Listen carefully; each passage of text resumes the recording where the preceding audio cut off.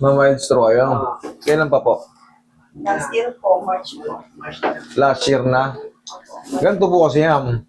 Sa mga stroke po kasi, kailangan 6 months pa lang. Kahit mild stroke, 6 months pa lang, bago mag 6 months, kung gagastos kayo magpa-therapy na kayo.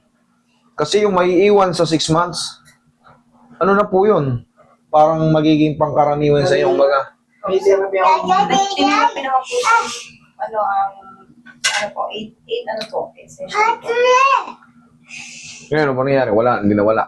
Hindi naman, ano po, Ano naman, naayos naman yung nung una po, hanggang sa natapos po yung 8 hindi po siya na Hindi nakabalik. Oo. Yun pa rin. Meron nga po kasi nga yan. Sir, luluwag yan. Yung nagbara dyan, luluwag yan. Pero yung nararamdaman nyo yung parang manhid, parang ngalay, yan po ay galing na po yan sa utak. Kasi nga po yun na. Yung iba nga malalaman pag nag-stroke ka. Ganun ka. Ayun bitin. Yan, hindi ka tulad nung pag hindi na-stroke. Ayun, Ay, doon daw kayo sa labas. may dalawa, no? May dalawa na iwan. Yan. Yan ang palatandaan ng na-stroke. Pero ang mahalaga, sir, kahit pa paano, nakaka-close open kayo. Yung iba kasi, nakalak talaga. Yan, mapapaluwag pa yan. Mapapaluwag pa yan dito. Ako, hindi pantay. Hindi po kasi napansin. Sir, isang ganun po talaga yan Yun po sa stroke. Mapalad na kayo na kahit pa paano, nilalakad nyo. Natitira po talaga yung hindi nyo, May dalawang ito. hindi nyo makontrol gumagano, tumitigas. Parang palagi siyang nakalaban. Pero pagka inisip nyo, luwag ko lang, relax ko lang. Maano mo yan? Yan, relax ko lang. Okay. Mind control po yan Tingnan mo, pag hindi mo inisip, pag inangat mo lang ng ganon, na hindi mo dadahan-dahanin, hindi mo iisipin ng ganon, kikilo ng ganon yan, Nagaganon, di ba? Yun po yan, mind control. Kasi hindi po yung ordinaryong pilit, tandaan nyo. Yan po ay brain nerves damage. Okay? Kung meron man kayong tinatawag na hemorrhagic o yung blood clot o yung mga tinatawag na pumutok na ugat sa utak, yan, magkakaroon ng ability na mawawala. Yung iba nawawala yung Pero pangkaraniwan dyan, isang pa ganun, nagkakaroon ng parang pectus. Nakaka-recover ka, so yung mild. Yun nga, may iwan. Kagaya nung kay sir, may iwan. Gumagalaw po siya. Yes. Tapos, iwas ka na sa mga matatakaw na adobo, malakas ka sa prito-prito, fried chicken, french fries, pares. Huwag ka nang umasa makaka-recover ka. Babalik ka sa una. Yung pondo rito na bad cholesterol, tatamaan niya na naman yun, puputok ulit yun. Kasi sira na yun Once na mapuyat-puyat ka, yari ka na naman. Dapat po, hindi po talaga dapat makiyat. Yung sakto lang, minsan, siyempre, hindi maiwasan na pupuyat, pero yung araw-araw, tas iinuman mo ng alak, iinom ka ng mga iinom ka ng mga kung ano-ano, sigurado. Kasi mas masakit yung maulitan, baka ma-depress ka. Kasi baka sunod yan, bawiin yung salita. Lalo ka mapipikon pag salita mo nawala. Relax lang. Buti nga kahit paano, yung salita hindi binawi. Pag yan ang binawi, nakakapikon. Dapa ka, sir. Kung gusto mo mag-dietary supplement, mag-try kayo nito, gawa rin ito ng Aldrich. Pau di Arco. Yan ang mga dietary supplement para maiwasan nyo yung mga pagkain ng mga sobrang dami. Mag-try kayo ng mga supplement. Yan, gawa rin ng yan, testing nyo yan, Pau di Arco. Dietary supplement.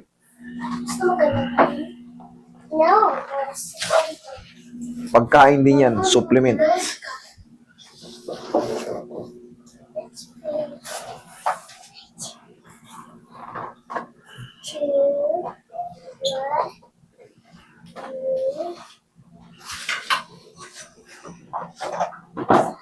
Okay ka lang dyan, sir? Ha? Okay, relax na nga. Pero to sa reset na to, malaki mababago dyan kasi relax lang. Yung mga joint niya, tapos yung frozen shoulder niya. Yan. May tuturo ko sa yung exercise dyan. Dyan ka lang muna, ha? Kailangan niya lang yan, ganun-ganun yun, no? Kasi malakas yung kaliwa niya, eh. Mamaya, maano na yan. Yung pain, may pain pa pero mas kaya niya na. Sige, higa lang. Sabi may tulong sa taas. Tumula ako. Okay po ba? Lagay sa tiyan yung kamay. Yan, relax mo lang katawan mo, ha. Yan, relax mo lang katawan mo. Ayusin natin yung ano mo. Okay, relax. Inhale. Exhale.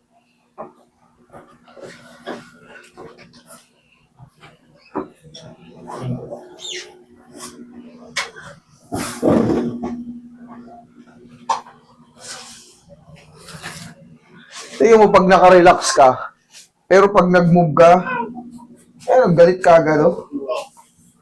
Pero hindi naman masakit. Oh, hindi naman masakit. Parang lagi. Tigil. Oo. Pag nahihirapan kang humakbang, isipin mo ganito. Marcha, iangat ko, aangat ko, aangat ko, aangat ko, aangat ko. Kasi nga mind control yan. Kunyari parang tumitigas, hirap kang ano. Ay, iaangat ko ha, iaangat ko. Tingnan mo, pagka tinuruan mo yung sarili mo, okay po. Dito na tayo sa main event. Relax lang ha, kung lalabanan na. Mama, Papa, away. Aaway, diba ka? Hindi to away. Adjustment to adjustment. Sige, lambutan mo lang. Oh. Ngayon, isasama mo tong ano, sabay. Di ba habang naglalakad ka? Yan. Kung mapapansin mo, luluwag siya. Tapos, di ba kanina masakit? Testingin mo ha, oh. Masakit pa o kaya na? Pero konti. Konti na lang. Oh, kita mo. Tsaka ang luwag niya. Kanina.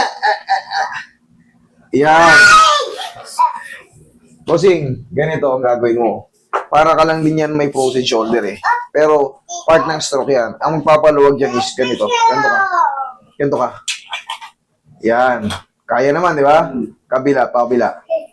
Yan. O, tapos hawakan mo yung kamay mo. Sige, sige pa. Ayun, oh, perfect na, oh. Ibig sabihin, naangat niya na.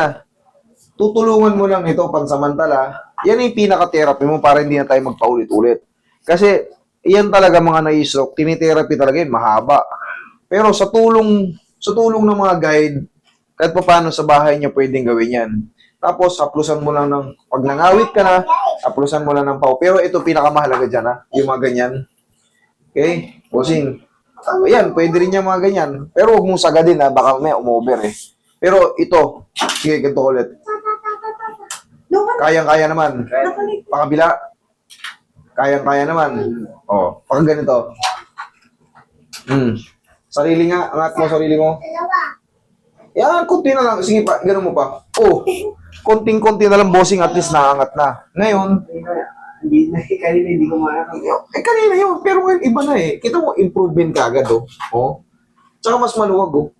Ang luwag niya, oh. Hindi niya na, wala na yung pumipigil. Sobrang luwag na. Bossing, ituloy mo lang yan, katulad niyan, panoorin mo lang yung video natin, ha?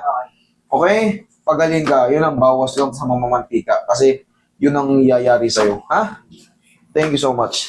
Sige. Pagaling ka.